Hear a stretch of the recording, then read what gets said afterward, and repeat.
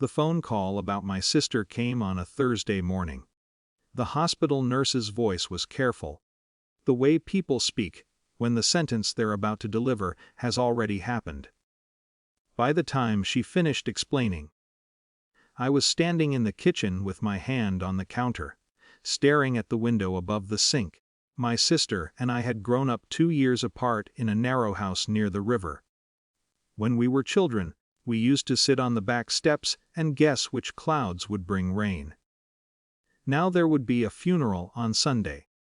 That afternoon I told my son and his wife I wouldn't be able to watch the children that day. They were sitting in their living room when I said it. The television was on low, and the youngest grandchild was stacking wooden blocks on the floor. "I'm going to my sister's service Sunday morning," I said, "so I won't be able to babysit."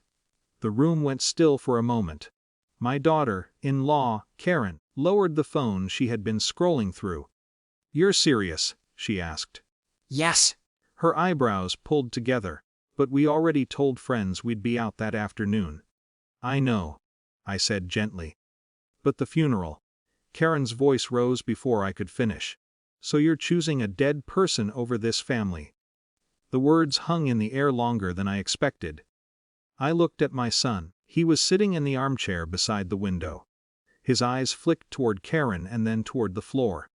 "Mom," he said quietly, "it's just one afternoon.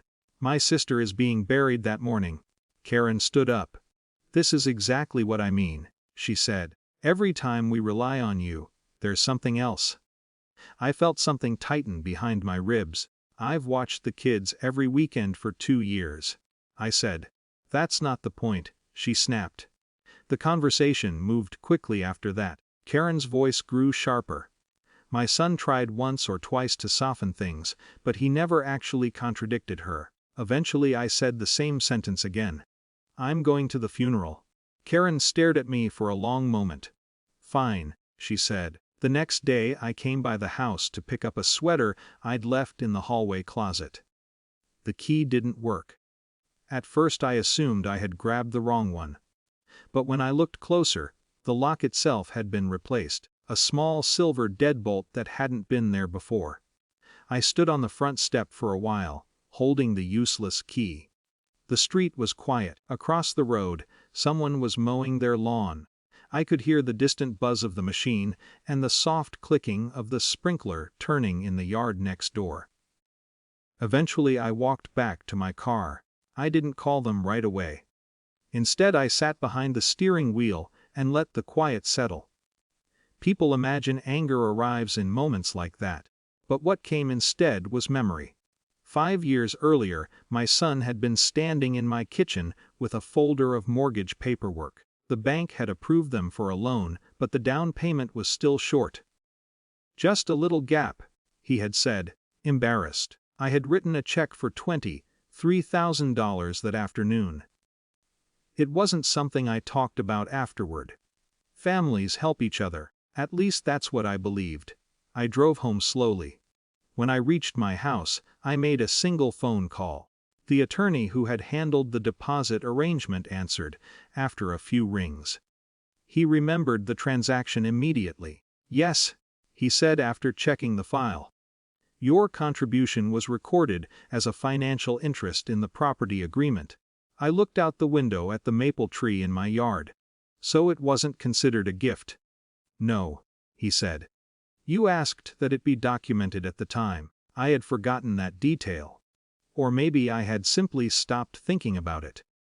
"What happens if that agreement needs to be reviewed?" I asked. The attorney's tone remained professional. "In that case," he said, "we would notify the other parties and clarify the obligations tied to the property." I thanked him and ended the call. 20 minutes later, the process had already begun. Not loudly. Just paperwork moving through systems that rarely care about family arguments. Later that afternoon my phone rang. My son.